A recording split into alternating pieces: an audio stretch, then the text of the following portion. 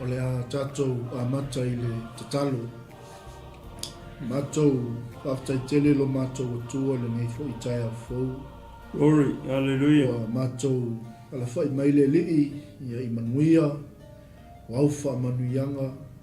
Mātou ala whai mai le atua I le malosi. Mātou ala whai mai le atua I lau wha malulonga.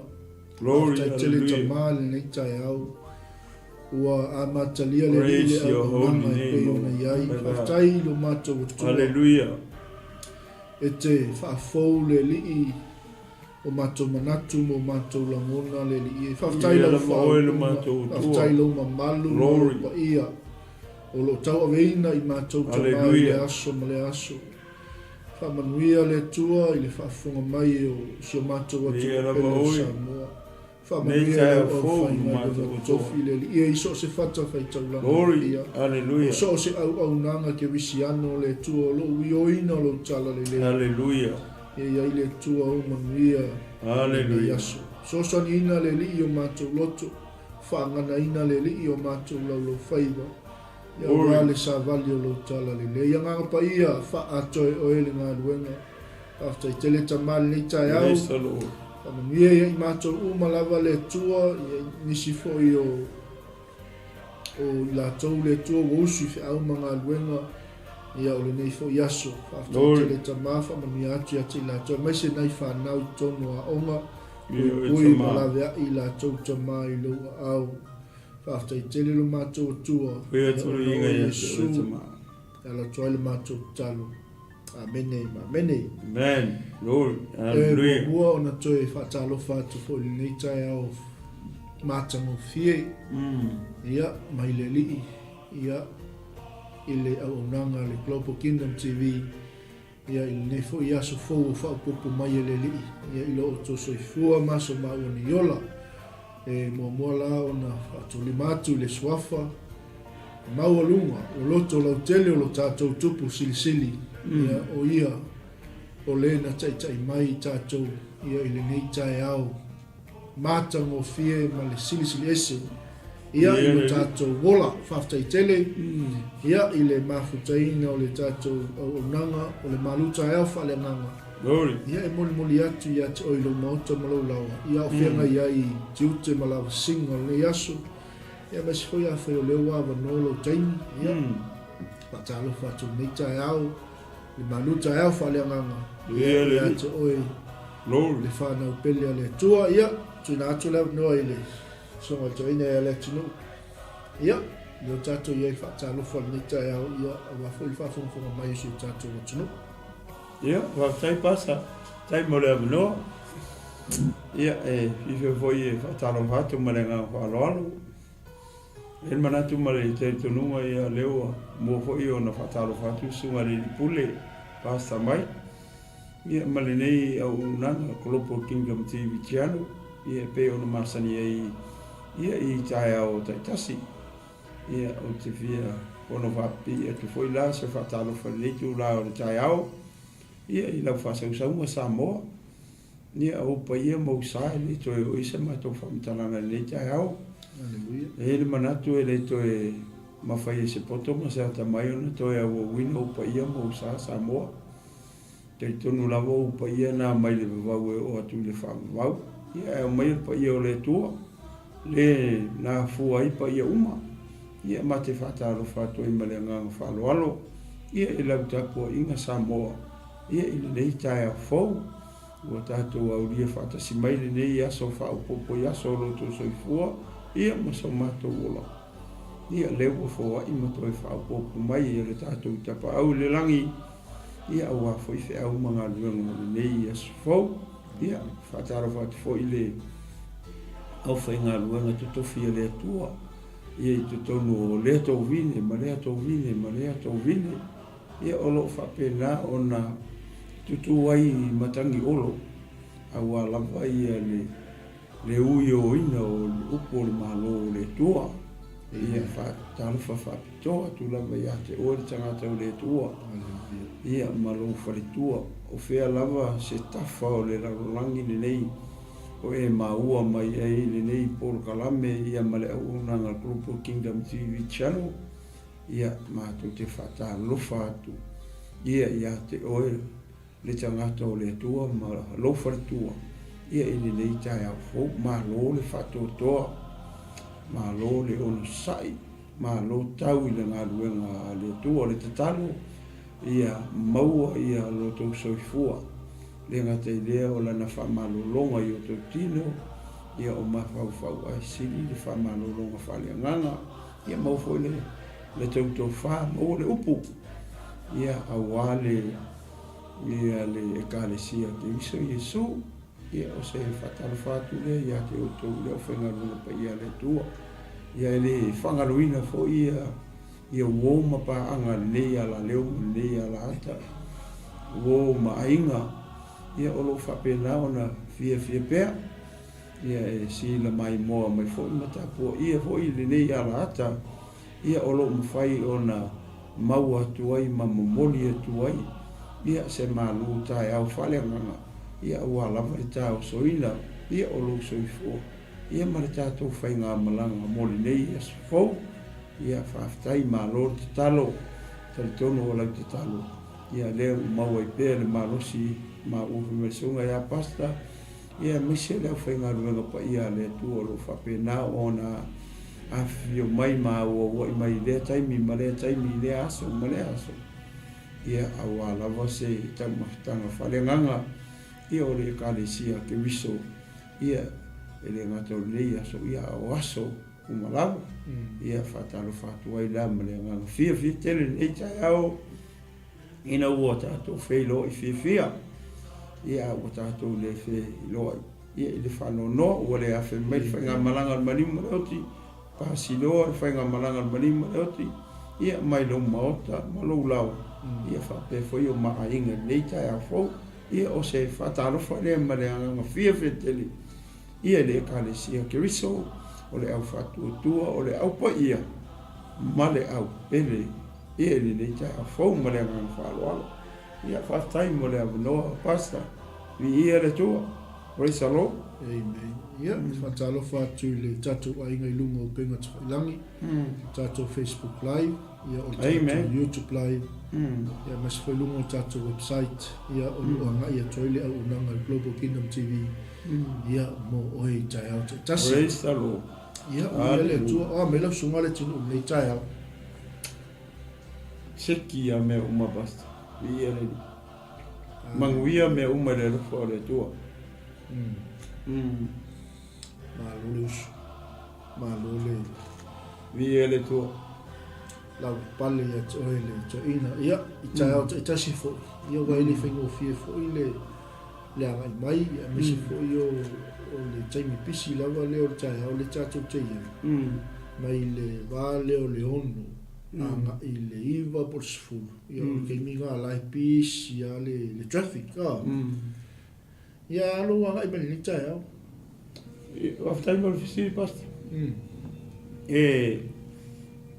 matau fia le alofa malanga leo le tua pasta ona o nei le taeao o ke le oiloa la e pua o whatoa oiloa na o usau hulea tara me whaitoa usau whawhawa e pua o ako ia o le whaftai le tua e uia na pua o ia le taeao ma piforinga mai e lolo wafo i lea ia anga lea le tua o i le ilunga le awala na saunga le mume uma sau fo te mire no sau e le piske le ala wala ia sau ale sau ai fa tulanga ina ia selau mai le tula ia ai o sau mai o fa le limasu o ia limasu ele fa pe o so me ngarcera okay ia pe wa e foi le Water Street e que no cavo le paka ia pe te sina me foi le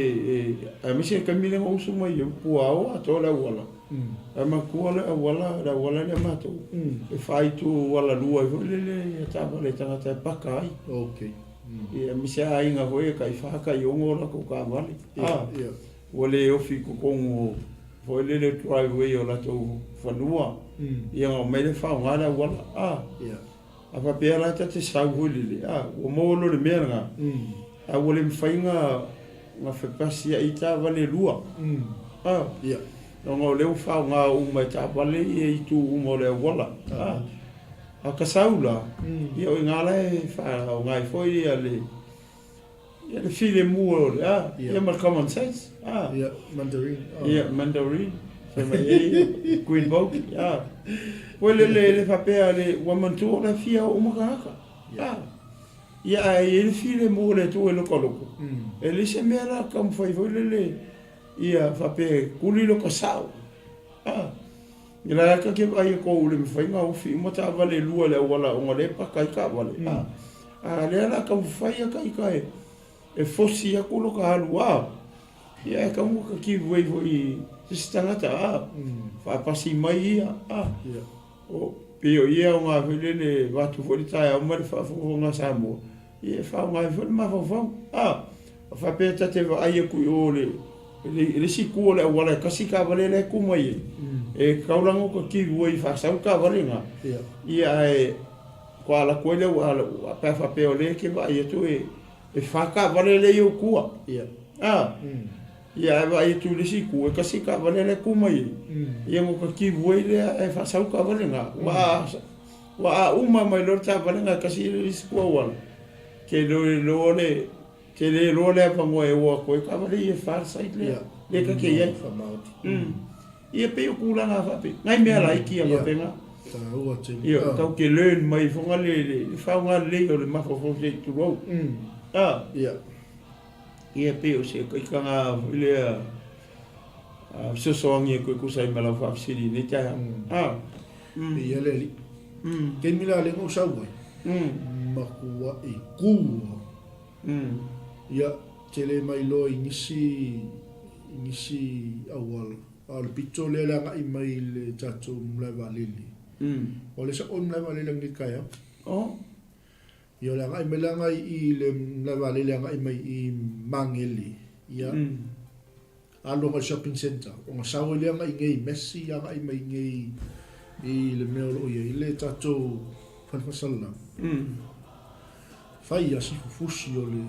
ola wala ni taeao o le winga la famtalanga foi le mai o le pule ngai sa no ia o le file mu o le file mu o le le fa foi ai le taeao amen o fai ala mo kilo kul kelfo fa so ai ko le wala li ni lo ke me mingoi io al capo calabi o lo ke ma fo mai ia ia ma so tatu ai nga lo fa mai ia io ma fo mai ia o ele so la apostolo ai mai ni metinga I love you pastor after ia o ma fo mai ia o ma tu o alo to ile na ia ma se ia mai filemu o ka ule ko ia o algo soli kwa makanga ngami ngoi mari ngale so se fa ma on yo le tu ia ka u ku ile fale se tu lo ia o ka penga se fa nga u ka ko wo ready ia fa il macho fa taile li ma ko mai ku il basta ma mo moli la o ia mo wa ngai mai ia wa lo ke o mai o kai me ale ma se nga ma ka ye ka ko po kala ia le tu le fa ma on yo le tu pe o ki mi ke e leo ina io tato loto ma fa no fo file mu o tato loto le nganga pa io le tu amen ia le ke le o fo la ma fa le sa fa tu la ina e pio le tu la fo no ilungo o wal ke sa wa o ia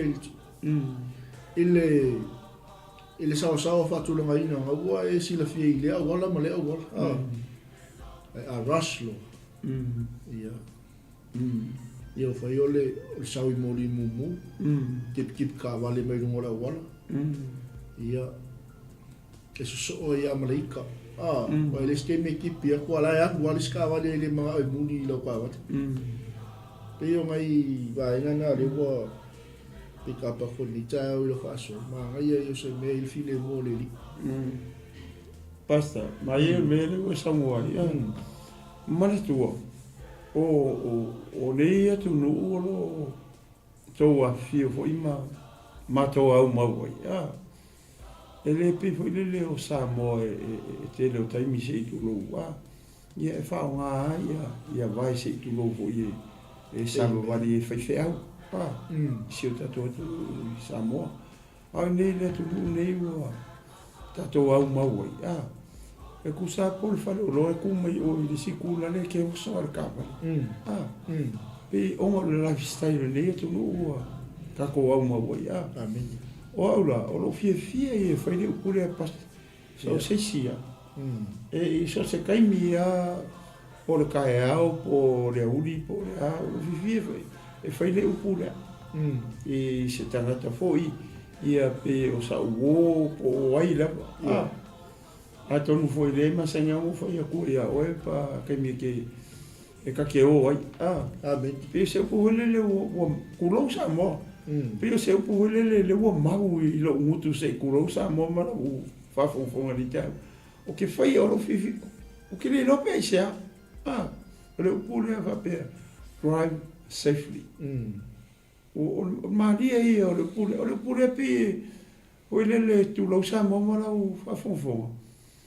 O ke fia i e fai le upu le so sesi drive safely. E o foi no fanga. O ai ia, e o lo se mea, e a mai whaka miki asi, mai kai karwhale, e a kai mea e o ai, o ke sa ua whai e le upure. Amen. O ke whai foi la so sesi ia. O sesi ia, o ke masangi ipe, sa uo ma ke kanoa. E le ma whai ngā ngalo le upure, ia ungo whai ka. Drive safely. Ia, o ngā lo mawhawhungi e kungu ka kungu whumau mawai. O kai mi uma, kau ke drive ai. O le osa kuai o e whakau merwhangu susu sei kulou ia punga ar kāwari. O le ia se me whapea whawhaiku. Soli, sau ia ke sawari wari kui o le whanaloe. O whao ngā kāwari ke miuma. Ia tono le ke mai mō meri. Mai sisila meri tae au nei. Amen. O ke no mai kai kongu lau kala le whaiaku. O la kalaka meri whanaloe i e uso ai tono le tāwali i anu. Ara winga la no kala le pule pe o fai aku. O nga ka ke le lo ale me o lae moe i maka o koi fala me lave ma. Fala me lave tu pu lunga le ala. O le si tangata la ko lae sa o lae ia ai la sa ka le mafafau. Ka le sa o le fi le mu longa roko. O le si ko inga ka la sa o le kuli kaimi. Wa vai ko la ka ke mi amaka. Ya le ki le ko le stuck le traffic. Na vai lo le ko inga au ka va le fa pena. Ko inga va ka va le na va pena va le o le wingo lo kala. E ka wonga au e o mai tato a me saka ko lo ki siano.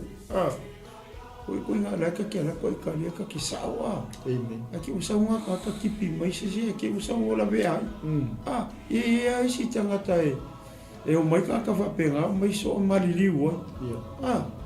E o le ku langa ngā pasta foi le pele o ke wa tau e lo maha wau. O le ukule o ke fia ke le whaisasis. Amen. Drive safely. Ke le loa pe isa. Au fia e la lo umutu se kulou. I le ukule drive safely. E whai e le whanau pe o whai akuia i taeao nei. O ngō ke whai a ui e la whanau. E ka maiki. Sa po o whai mai o aere polo o whesa e a venga o mea nere ka wai. E e arke mi se e. E iai ale taimi sasi e. E fwoi taimi whale tonu e. Ia o lou ave mare whaukau. Ave o lai ele whire mu i lou loto. Ave o lai ke lua o mai Yesu. Ave malo i loa lai ke lua malanga mare a kua. Aleluia. Saunga le mui a fufonga umanea so iso fe iso pas pe le ana le ua ua lai o le pule drive safety. Amen. Ele tu a malo atu tatu ai nei lumo penga tsoilangi ia talofa nemo satila 𝚜𝚘𝚎𝚘𝚑 ma mai fa mamia le tu le aiga le tu a mita tu ivasa good morning morning tai le ma futa mai fa ni taeao fa tu ia te pora tu tanga vau lo fatele mo la sunga le whawhangainga, se whatua. Manuia whea mga luenga nia, so whatua. Kapea pasta. Amen. Ai Sharon, whatalofa atu i se ofine le ia Sharon, o loo mafuta mai whai ni taeao, ia le li. Ia le li. Tua simi to le fua tali timu, whaktaiti nā mafuta mai. Ia le tua. Sope o peta tawalanga, ia Malū. Alo se fo manuia, ia le tua. Tina leo mafuta mai Amerika. Talofa sope, whaktaitele le alofa atu ia 𝐭𝐴 Ia, tele o tatou au nanga ia lo wha ia le tua. Taimi e wha lomo le upo le li. Ia le li. Ia au se fi au tau moli le aso anga leile tua i whaiva matiute ia wha au au le ne aso ia ma le whai unga whea neve aso ia le tua. Iai pasta tui maunga wha seve talofa pasta ma lole se Mori pasta taeao ke lo karprika pasta e mo maama ia e se mea e kuwa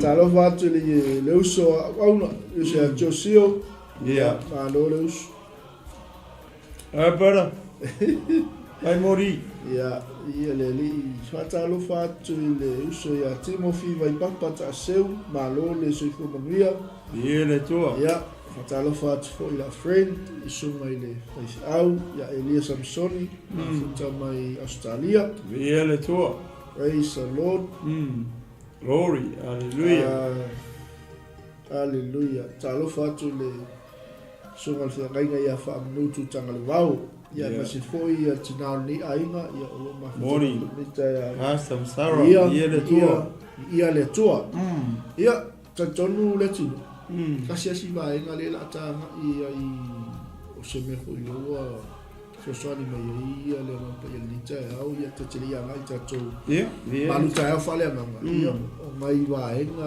ia mangai tangata o loo whamnatuina o tau aso soifua nei aso ia le tua ia e mase foi langi ulungali o whamanatu la anniversary ia pe hole pe ua sfurta usanga ia por kasi foi kausanga mo ulungali i fou ia e mase foi po le umela whapiko e tā ua umangu mea po le 5 tausanga 10 tausanga ia po le 2 foi tausanga ia o lawa le fast food tausanga ia o le taeao nei ia o le a moli whakatoa i le ia whamanianga fo ia le Malū taeao faaleagaga ia mo lo aso soifua e me se foi le aso tāua le mo e ma le ainga pasa o lave talau e saua ai fa sili a tonu e fa tupu manatu ia mo sisikaimi okay o alanga e fa fela ila to foi e le ua o le to ye ni ua motusia maftanga ma kamaluloa ia po finge fo ele includa i mai konga ia slangaunga pele pe se kemi fa pito ko le ia e a kemi fa pito la vaenga nga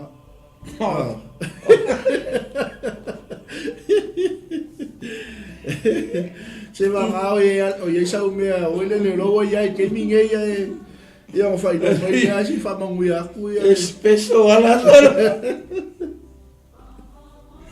ia te fa foi mai te fa foi me la sili ia ai fa wow pe no la ko le fa no mo la to o soifu la so ia to o toina e te moli fa manianga o soifu al tato ainga nei taeao ia me se foi o se tama postina ia o se lungali ia lo fa na tuina lo anniversary nei aso ia le ola to atu ile sunga ile apostolo ia ole ai mai nui metinga e fa mamia ia to ni taeao malanga fa wa ia va tai mole ai a no pasa en manatu mole te tunu ia ole a fielo le fai ma funga ta mol foi sunga le lipule ia por sunga ia pastor Mike ia e momoli alo ia tuai se familianga ia te u malama o lo famana tuina o to aso soifua i le aso nei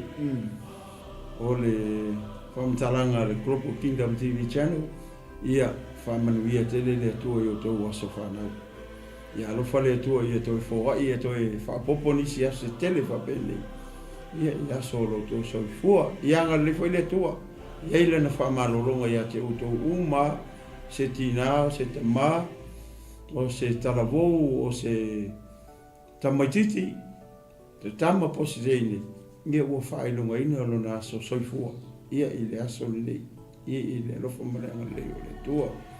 Te whawa ili ma whapopo nisi aso tele, ia i lena whamalolonga, ia te o tau mai le taeao le nei. Ua whamanatuina o tau aso soifua. Ia whamanuia atu fo'i ia te oe, pia whai o le aso le nei, ua atoa iei le 5 whātolu lua tasi pe 50 tausanga. Ia o le lua o singa whengainga, malo whalitua, ia po lou ali i fo'i.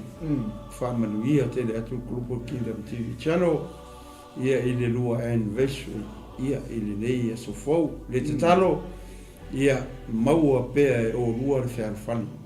Ia whātu mauina pea upu o le whengainga, ia o le alofa, ngā o le oki ala mea mwhaingonga kāla. Tu mau ia alofa ta maa tina, ia ai awa fōri tina i le tama. Ona manuia leo le ainga, manuia le whanau, manuia le nuku, manuia le kālesia a kiwiso. Ia o se whamitalanga lea ma se whamanuianga, ia te o tau uma o whamanatuina o tau aso soifua ma aso whanau i nei aso. Ia e mai se fō ia ainga, mai se fō i urungali ia o whamanatuina. Ia e le lua aso, po le lua anniversary i nei aso fō. Ia marenga whaaloalo, i whamitalanga, whamanuia tele le atua nei te hea fō. Amene.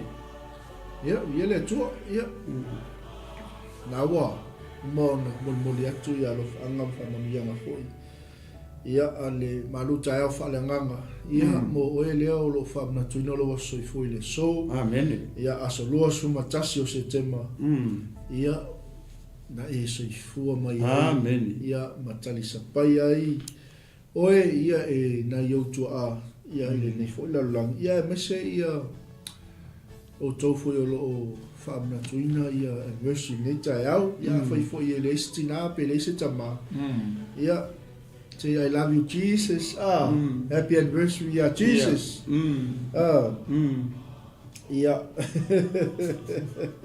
Have a kick. Talo fatu leo so ya sio. Leo lo mafuta mai fo ni taeao. Ia lava le tua. Io ka ko happy anniversary ya so uma. Ia. E whamanatua ia so uma ia tato anniversary.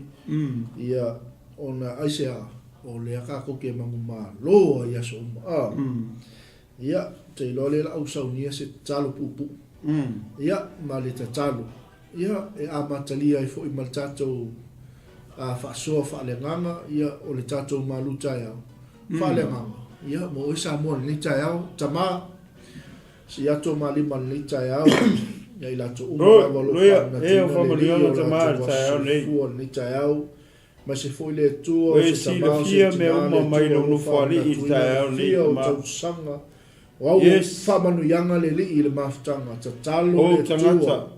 Ma si ato mātou lima i le whātua tua. Wana oe le li.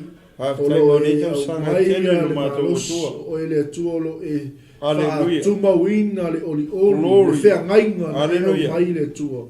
Whātai tele ta mā. Oe o le li o le ola. Tausanga e tele, e maise tausanga o te whapopo le li i aso soifua o lau whanau. Aleluia, via oe. Ia tuma watu ia te oe le vi inga lo mātou ta mā. Talo le li ie, ia whatuma wina. Aleluia. Mausani ina le li. Lo latou whatua tua, lo latou oli ia te oe. Ia whaunga ina le tua i latou. Aleluia. Le vi inga o lau fio. Mātou talo tamani ni taeao, mātou sauni te tala lau tuspaia. Aleluia. Mātou sauni le tua te talo, mātou loto, mātou via la moilo mātou. Si o mātou talia le tua o whetalai mai ni taeao. Ngangapa ia, whesoa ina le li o mātou loto. Aleluia. Mo mātou wanganga. Mai se le luai o lo tala le lei lungo le ea i sose. Amen. I tue fio le nei laulangi. ia whapena lea li ie ona iai Praise your mighty and holy name, ia na Lord. Father talo God, we give you maleolenga praise. wala atu iai Yesu ke riso lo Hallelujah. mātou oli amen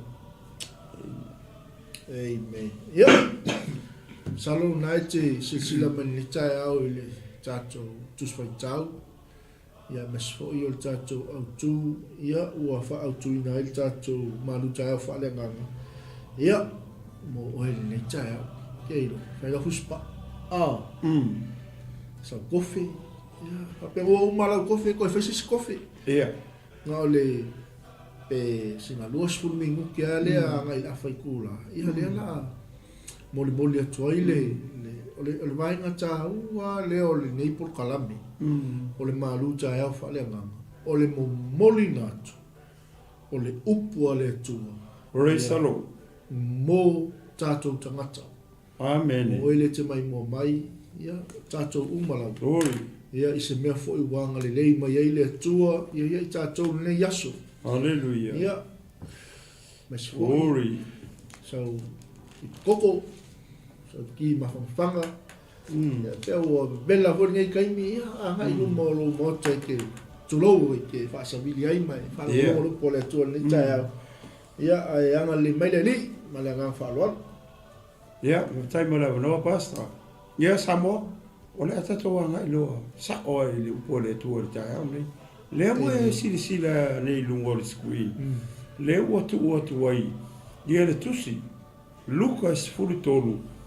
Olona foi upo luas fulu mal fa. Male foi upo luas fulu mal lima. Na foi la le o ma tu ai maskama i ukala le. Ia mo ka ko. Mo ta to mal ka ngi. Especially the Christians, the believers. amen Whapikoa mo kako. Ke usiano ma le au whakokua. Le au paia ma le au peli. Le tino ke riso. Le kale sia ke riso Yesu. O ke kalikongu. Ma le mauki ngoa le taeao nei. O le upu le e whamaro sia i kako ngiva Yesu. E ma ngai ala ba. A fei le o le tino nei e mana o ile mea ile aso. A ke wo o ile si aso to e mana o fo i sui i le tau maftanga ile si aso. E fa pe nga fo ile tu fa le nganga. Ile si aso i a mana i fo i fe au. Fie fo ile o le nganga ia o na ua. Le lei le tau maftanga fa le nganga. O mai fo ile si aso i fa pe na. Kusa le lei ia le tino ma le nganga. I le tau singa le. Ia o le upo le tua tau si tato whalenga. I le tau si i kako i Kentucky mangi mangi McDonald's o amea le ai. O tato o le tau soifua marumata wala whalenga. E whawhanga i le upo le tua. Le ala o e vai fo i ai. I le uru tala whapea. E a fo e tapunia. O le aso e tapunia ai le whaitotoa. amen O le aso e tapunia ai le whaitutoa. O le kele i o mautiri.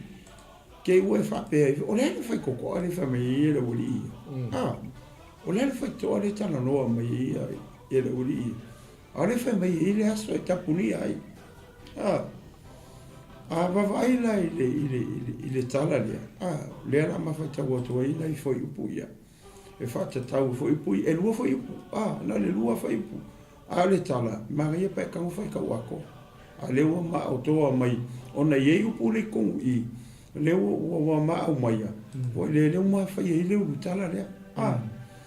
O le to tonu upu ia, o le ala lewa ma filfili ai. E mate a mai foi upu ia lua. A fai tau le whole chapter. Ma ngai ia wa ke malamlama. O le fa pe o ese fasi fai kau le kiki ale kong. Fai mai ona ka pungi ai le matai o le whaito. Ka pungi. Le soifuanga ngai. O loko soifua i mo ka kowola. O le ka ua i al meo le whaiko. O so se whalea e eilo mo whaiko. E eile whaito toa e ke uru whalea. Mai e fo i ma le whaiko koa e ke uru whafo ai. E anu kongo whale. Ia a kongo ngau e si le fia. Ke la koe ki kilo, ke alo Afa pea le ua e fialu tonu o fai. E ke su e ala fai koko ki kilo. Lai maka ke le mai le upo le entry. Oronga onga ya kako iloa le. O fai koko ala le ulu i koko. E alu lai te tonu. O fai koa euru fafo o le kangaka. Mare fali. E le kui fafo le ngoe ku koko. Afa pea le o le entry la o fai koa la ku le entry. Le ke ulu i kongo fali e kui fafo. Kia la koe ki kilo ko fafo o le entry. Nga e si le fea le mo ulo. O le fai koa lea. E te ulu i kongo fali. O fea la. E alu lai tonu. E koe fia alu lai fafo. E ki su e ala le fai koko e ke alu i fafo. E i fo e la le ngor fai koa nga. E kia la koe ki kilo ku o le ngor fai koa le exe. Kia la kula e su e ala fai koko e ki kilo koa la maka ki le mai le exe. O longa winga o le fai koa nga ki alu i fafo. E ese mai mai fai koa le ngā raku wai. Le wa whanongo taeao nei tamo. Fai mai, e le aso e kapungia e fai koa. Au le fai mai fai upule i le wa, le na maa mai e upule. Fai mai, o na tapunia lea le fai tutoa. Ele matai. O le ama fai kaua kua fai upuia. O ma whaasa solo maria toi le o le mafa asoa e le taeao nei. E kari kongu, e kongiki le leia ma le mea le na maa wawa. Ai masa ili e le tua. Ia mo sanga sosoangi mo langa upu e whaamarasia ai o ele ki mai moa o Amerikai au nei ia whapea fo i maa ua. Ia mara tino kia wiso. Ia nei ia sifou. Pas. Wala hata whaita ua la whaipui e lufu whama lufu lima. O le luka e sutonu. Ia la mau. Lufu whama lufu lima. Ia o tau finau ina ia ulu atu le whai totoa wā piapi. A wāu te whai atu ia te o tau. E toa tele la tau te sā ili ina ia ulu atu. Ai le mawhai lava. A umana tū la i o le matai o le whale. Mapupuni le whai totoa. Ona o tau tutu lea i whafo. Ma tui tui le whai totoa. E whape mai. Leli ie, ia e tō mai a te mātou, ai tali atu ia, e whapea atu ia te o tō, o te lei loa o tō pē mai whea. Praise the Lord. Sa moa mara au ke msiano i te taeao le nei. Leo e whalongo i le whai upu le whai mai. O na tū lai leo le matai, ua tapuni le whai tutoa. Wakapungi le whai koa. Aisea, wa umar kaimi. Wa umar taimi ngā kakala me le whai koa, mo oe maa mai kako uma. Wa e si la fia mai lo sa moa le tai au le nei. Lou soi fua ma le tātou wala ai te tonu, o le kāresia ke riso. E iele taimi, e kapungia i le matai, le whai koko. O e soifua la ma e ola i soifuanga ngei. Ma e ngā lua i te tonu o ngā luenga le tua. Ma e au aunga i le tua i te tonu o le kāresia ke riso. Ia e i loa le taeao le nei. Ma ia e mauti noa le taeao le nei. E le kaimi e kapungia e whaiko. O ke le o kaukala ku whaapea o i le whaiko koa. O lea o te fia tau tala atu i le taimi e tapuni ai le whai koko. O lea le taimi nei o tatou iei. O lea ka kou ke soifua mau maola i le kaimi o le makala i whai koko. O le whai mai le whasi whai tau lea. Ua kūlai le makai. Ua kapungi le whai kokoa. Whawhea pēa whai kapungi le whai kokoa lea. Ma o mai le kaimi le kapungi e le whai koa. Le whai kau iei, le kaku whai kau aku, le ma whai kau aku. O le o kapungi. Ua le aise a whangoa, ua le aise au wala ke alu ai kokongu. Aise a, ranga reo kapungi whai koa. Ai wawai me le tupu i. Whamai ea, Whawhepea kako le saungi. O le kaimi o le makala i le whai kukoa sa mua mele au keusi ano. O le kaimi le ki saungi e mau saungi. Ai sea, langa ka ke le ilo le kaimi e kapungi e le makai whai koa. Ai whai tau nei le mātai o lufu whawha ipu e fast uma le wha. O lae won mai e mātai o. Lae won mai e le upo le tua o ele ke mai mua mai. Ma ua le ma ke whaso ai. O le won mai kako uma ke si ano. Whai mai ia o tau sauni. Awa ko ke le ilo le aso ma le ku aso. E whafua sei, e whafua sei. E pei o le emo le maka. Lea, le taimi e a fio mai ai le matai. E kapungi vai ko ore. Kako ke le iloa. O le hara kako me whai ke mingi au le makala whai kua. Kako ka whau. Kako o whai mea kau ke loko iai. Kako o sa ili mea o le kingo. Kako ki kuinga ngau pea i mea o le kingo. Ma mea o le kumu ele la rangi ei. O mea ie kumu ele la rangi ele ungi mea mai le kua. O mea le kumu ele la rangi le kuinga ngau o le kele o kele ano. O mea sakangi. Le kuinga ngau o maka. Le kuinga ngau o le kingo ma le whaalia lia vale o le oranga nei. Le kumu ele la rangi. Ai ngalo ia ke oe. O i le i whai koa. O i le i le whai kokoa. Kako ke saungi ma kako ka penga. Ia o kako uia i wai. Ia le aso, ia le kaimi. E kapungia e le whai kokoa lea. A le fesili le kai aurungi. O e saungi. O e loa ma e mauki ngoa. Ia le kaimi e le aso e kapungia e le whai kokoa lea e makai. Vi ia le tua ni taeao fau. A tonu o iei. Se a oa onga o ngā mo. O e le ke mai moa mai. Le tino ke riso. Le au whakua kua le taeao ngei. Le au pa ia Yesu. Le au pele. O e saungi. O e ka penga. Kau ke le ilore kaimi. Le aso mariku aso ka pungi whakua se i e makai whakorea. Pa whepea ka pungi a ka koe re sauni. Pa whepea ka pungi a kau ke rei roa. A le ke whaalongo pea. I le upu a le atua, i le aso, ma le aso. A e luaku a i le si pua, le si karinga se kulou alu i whawoi. I le si karinga. Ngā o lo whaalongo a mahalu le upu a le kua. E ke leo ka fia le upo le koe lo loko. Oro mawhau. Ina i a ka penga ma saungi ai oe i ato uma. Ale whamai. Kua i mangingo le lei. Le nga ke kapungia le whai kua. O ai. I le kapungia se whai au se kurou. I le kapungia se perfecta.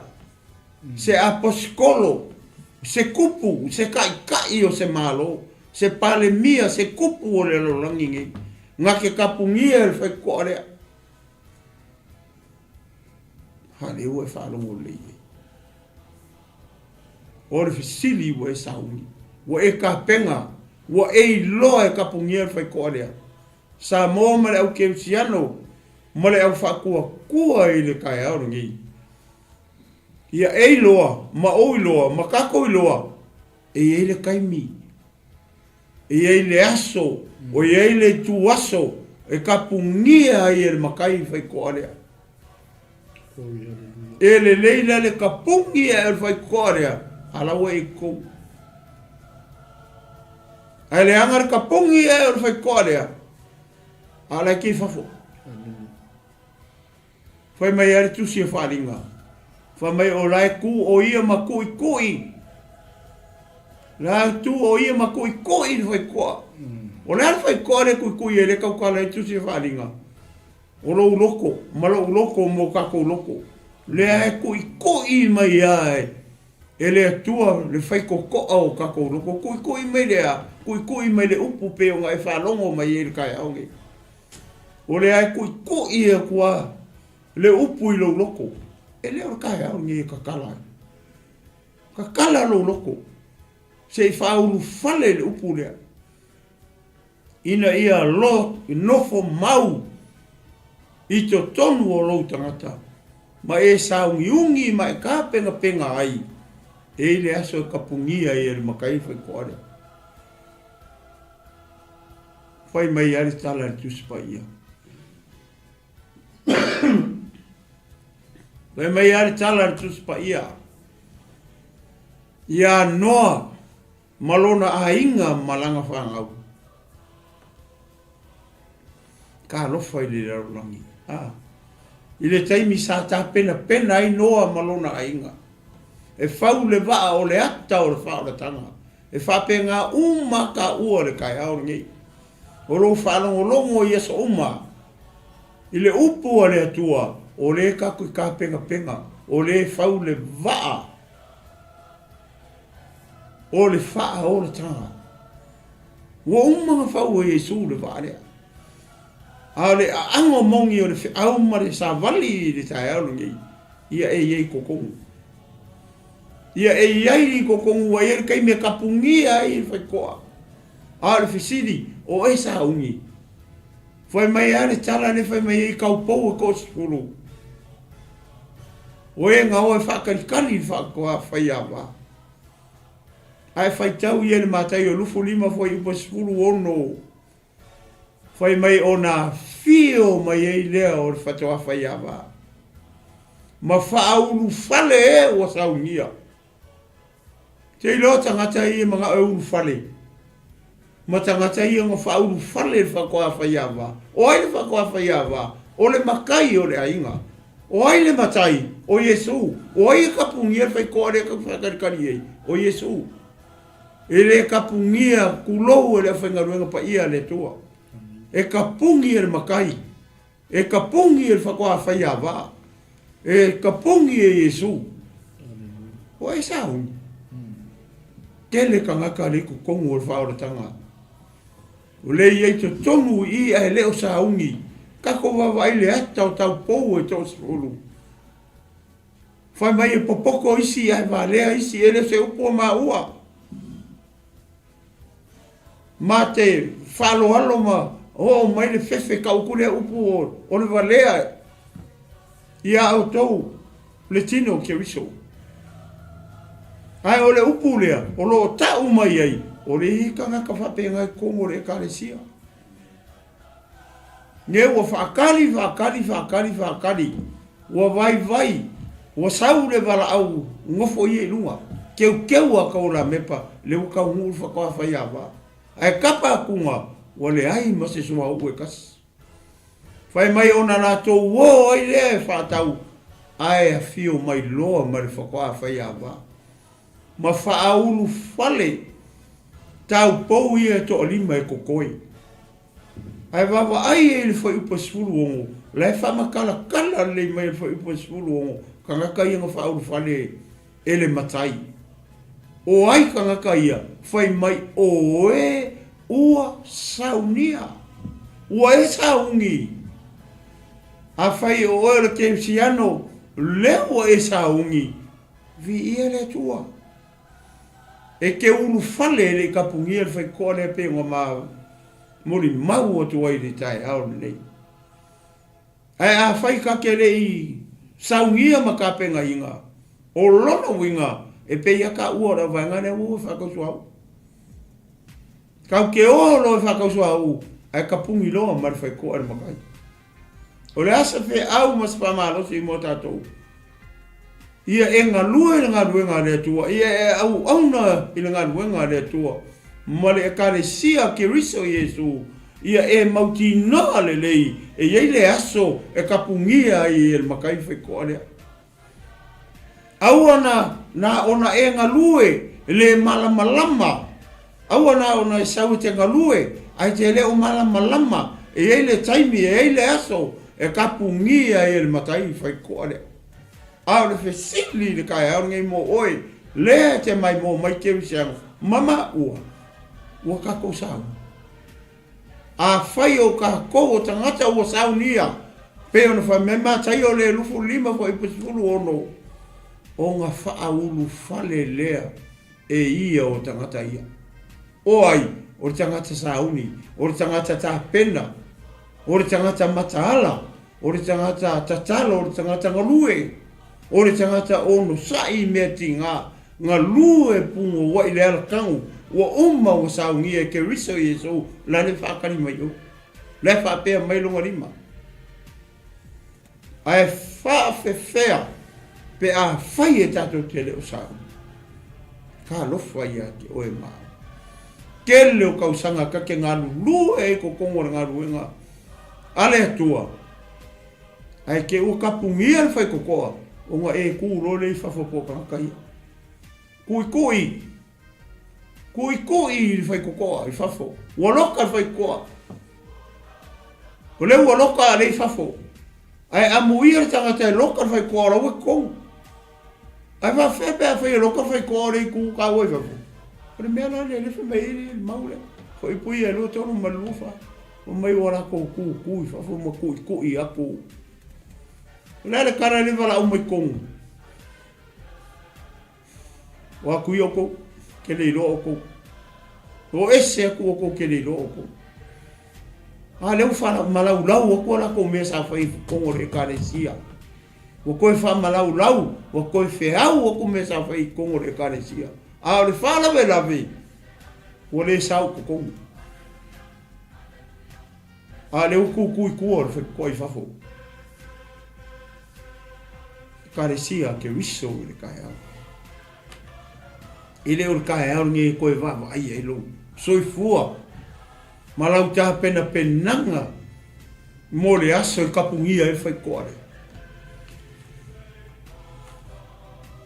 Pei o ngō whai aku. I tau pou ia e tō sipuru. Ngā kapungia e whakoa whai awa. Nā tapunia e le matai. Whape ngā whai la le maure ngā mawhai kaua koe le luka sipuru. Koru whai puru wha. Whai puru whulima. O ai le ngā kapungia e whai kokoa. O le makai. O ai le makai lea. O le tātou ali I o Yesu Kristo. Lea whai la o whamakala mai I tau pou ia tō sifuru. Oro mo moli mai ei, se aka ma se a onga, mo ele ke mai mo mai taeao, nei maa ure kaukala aku. Ua kako sau. E ke fia kui fafo pe au, kai mero kai whai koa. Pe ke fia kui kokongu. O le whai kokoa lea, e wā ai e lau te tonu, o I la kou ia ua whiriwhiria, o I la kou ia ua saungia mo lea mea, o lana me le whai kokongu, o le kausama anga le kamai mamoi. Ai wha whena tau le kua mai o le whai koe whafo. Ma kui aku ma kau wala au aku I whafo. Au aku ai. Ua too late. La koe lau aku lau me sa whai kongo loko. Aolo whana vela vele ku ai. Vi ia le atua pe whai o ngā lue whapenga. Kelengi mea o e au onga I kongoro. Alfa siri. O a vea mea ngama mea o e ka penga I mai sa ungi le lei ai. Ia e sira fia ma o I loa. E le aso e kapungi e whai ko. Le whai kokoa lea. O te whamalosi atu e a te oe. 𝐭𝐚𝐩𝐿 o le kai aore ngai. Ka penga. Sa ungi. E kapungia e le kua le whai kokoa mō kako uma. Le kapungia au e kokongu le manguia. A le anga unga kapungia le whai kokoa lea a le ki kui fafo. A le ua fia se fulu o enga kausanga o enga lua I tono le ngā ruenga le atua. Kalo whai le ua roka whai koa. Le alau e koe kangi e kui fafo. Ma lau aku au mea sa whai le kua. O au se fulu wai o au kaulaka mau. O a mea uma. Ai whalonga ku kongu. O sau le leo le makai mai kongu. I ngā o aku ia o kou whafo. O ke le iloa o kou. O aku ia I whafo le mea ro. Ia le tau whaitangi au e. Ma le lili wau o ngifo. a le kaulau lau o kou me sa fai. Sa moa, le au ke siano le taeao le. E le o le taeao le nge koe sila i fo i lava oi e ki. O ke koe wa ai fo i au ia ia au. Koe wa ai fo lava malo ia ia malo. Ua sa ungi. Ua sa ungi. O ke kalia lava e ofisili lea.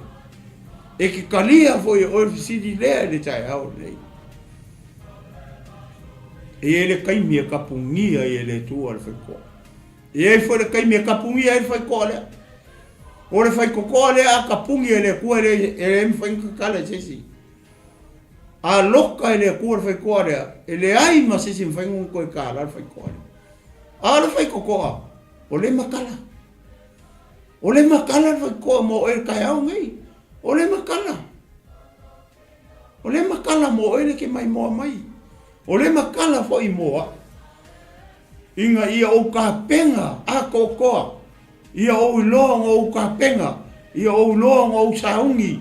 Ia o iloa o kumu la whangu so au. Awai e kai me kapungi e fai koa lea. Ai rei ma sisi o kako uilo. Sa mai iare tala le tuspa ia. Ia ngoa malanga whanau. Sa mai o lea lava aso o ulu fale ko ingoa. Malanga va. Ma o ngā kanii. Ma va o ngā kanii. Ma mangu. Mangu vai whao. Mangu ma mangu upalapala. Mea uma. Wala ko ulu fale aku ko kongo o le va. Mea uma. Le kama, le kinga. Le ainga, le whangau. O a kali i mara ko wawa. Le whai mai e le fionga pa ia le tu. O ngā ulu whale e koe leo ngoa malonga ainga i le pa. Ma mea uma. O ngā kapungia lea e le tu.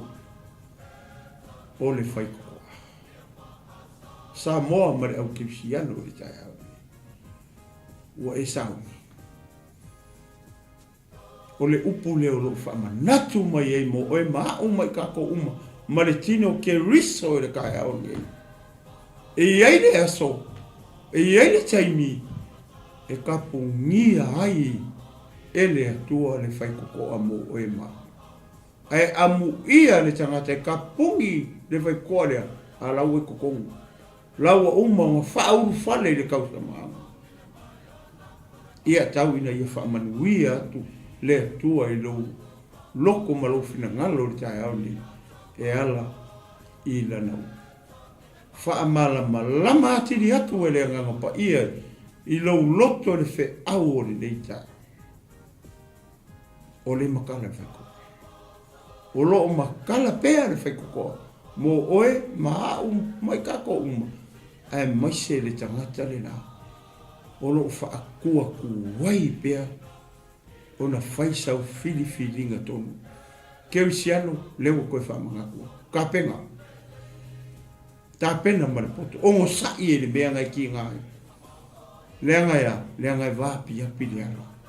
E vapi api le whai kokoa lea e kau ke ui e. A o kua o le vapi api la i le manguia. A o le si whai kokoa e va kele, e lau kele, e koa kele fo i la kou e ui api. E kau waku i le mai, i le mālai. A le whai totoa lea o le a saungi i le makai e kapungi te kaimi e wā iki. Ui e pe ngā, kangi e pe ngā, kolo e pe ngā, ongo sai e pe ngā, ai maingu i ngai me ki ngā. O kua haku o le whai koa, wāpi api lea, laita oto mai ei, le manuia, i le la o ai, a le tu, i le swafo i so. Amen. Whakataitele ta māmola upu taeao nei. Mai e ngā ruenga le mai e a lau o ona na mātou atua.